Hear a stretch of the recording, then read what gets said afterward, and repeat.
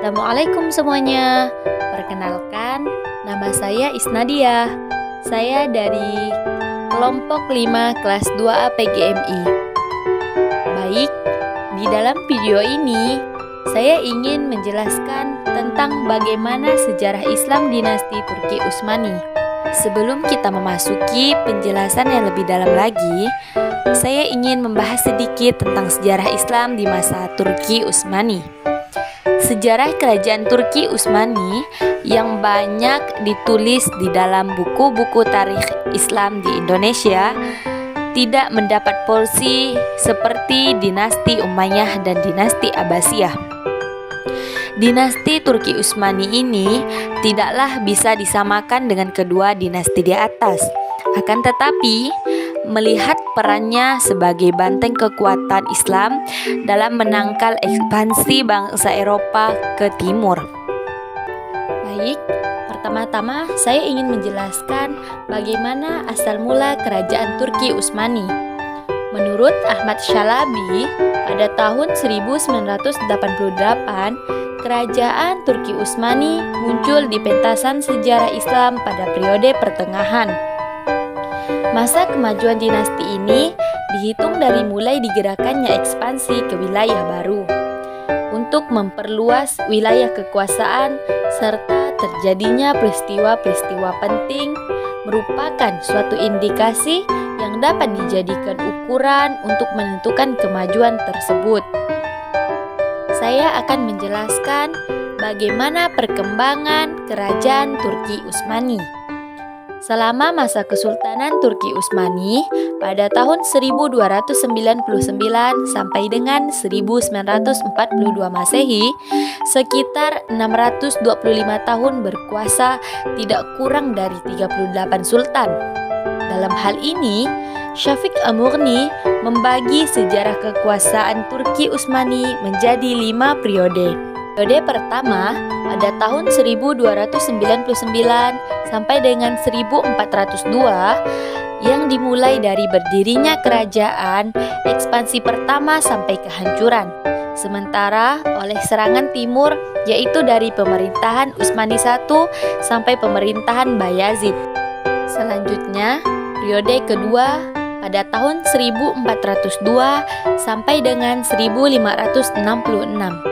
Ditandai dengan restorasi kerajaan dan cepatnya pertumbuhan sampai ekspansinya yang terbesar dari masa Muhammad I sampai dengan masa Sulaiman I. Periode ketiga pada tahun 1566 sampai dengan 1699. Periode ini ditandai dengan kemampuan Utsmani untuk mempertahankan wilayahnya sampai lepasnya Hoggaria. Namun, kemunduran segera terjadi dari masa pemerintahan Salim II sampai dengan Mustafa II. Periode keempat pada tahun 1699 sampai dengan 1838. Periode ini ditandai dengan berangsur-angsur surutnya kekuatan kerajaan dan pecahnya wilayah yang di tangan para penguasa wilayah dari masa pemerintahan Ahmad III sampai dengan Mahmud II. Sedangkan periode kelima pada tahun 1839 sampai dengan 1922.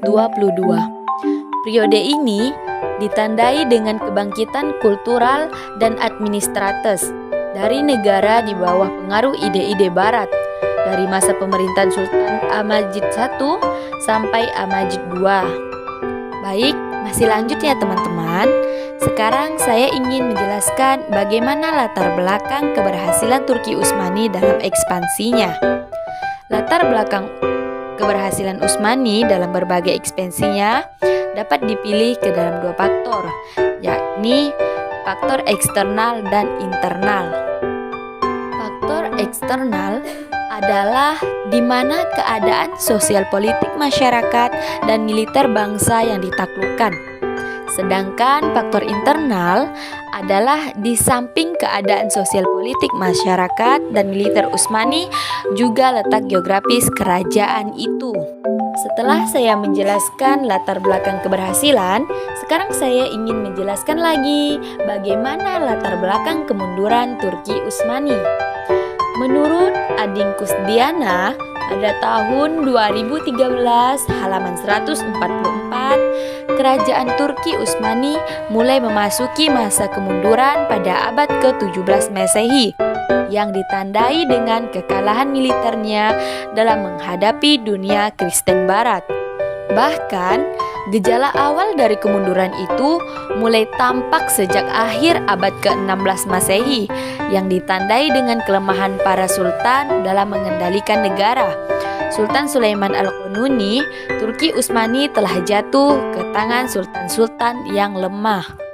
Sedangkan menurut Badriyatim, pada tahun 2003, halaman 163 sampai dengan 169, setelah Sultan Sulaiman Al-Qanuni wafat pada tahun 1566 Masehi, kerajaan Turki Utsmani mulai memasuki fase kemundurannya. Akan tetapi, sebagai sebuah kerajaan yang sangat besar dan kuat, kemunduran itu tidak langsung terlihat. Di antaranya, pemberontakan di wilayah-wilayah kekuasaan dan bangsa-bangsa Eropa yang mulai mengalami masa kemajuan yang pesat. Hingga akhirnya di akhir Perang Dunia II pada tahun 1942 Hijriah, dimotori oleh Kemal Atatürk, kerajaan Turki Utsmani berubah menjadi Republik Turki. Selanjutnya, kita masuk ke faktor-faktor penyebab kemunduran kerajaan Turki Utsmani. Faktor yang pertama, luasnya wilayah kekuasaan Utsmani. Tampaknya penguasa Turki hanya menuruti ambisi penaklukan. Sementara penataan sistem dan tata pemerintahan diabaikan. Ketika Imperium Utsmani sedang dalam kemerosotan, wilayah-wilayah perbatasan yang jauh dari pusat mudah direbut oleh pihak musuh atau berusaha melepaskan diri. Faktor yang kedua, pada masa belakangan, Jenisari tidak lagi menerapkan prinsip seleksi dan prestasi. Namun, keberadaannya telah didominasi oleh keturunan dan golongan tertentu. Tokoh-tokoh Jenisari terlibat perselisihan dengan penguasa sehingga terjadi beberapa kali pemberontakan, di mana pemberontakan itu terjadi pada tahun 1525, 1632, 1727, dan 1826 Masehi.